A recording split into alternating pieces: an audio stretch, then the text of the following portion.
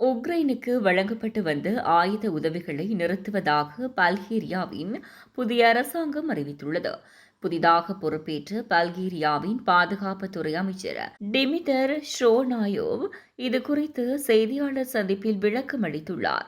அதில் உக்ரைனில் நீடிக்கும் போரை போர்க்களத்தில் தீர்க்க முடியாது என்பதே எங்களின் நிலைப்பாடு.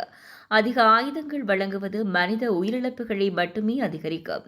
மேலும் உக்ரைன் ராணுவத்துக்கு ஏற்கனவே போதுமான ஆயுதங்கள் உள்ளன. இதனால் கூடுதல் ஆயுத விநியோகத்தை ஊக்குவிக்கப் போவதில்லை என்றார். பல்கேரியா நேட்டோ மற்றும் ஐரோப்பிய ஒன்றிய உறுப்பு நாடாகும். 2022 முதல் உக்ரைனுக்கு ஆயுத உதவிகளை வழங்கி வந்தது. ஆனால் தற்போது ஆட்சிக்கு வந்த புதிய அரசின் இந்த முடிவு போர்ச்சூழலில் இருக்கும் உக்ரைனுக்கு பின்னடைவாக பார்க்கப்படுகிறது.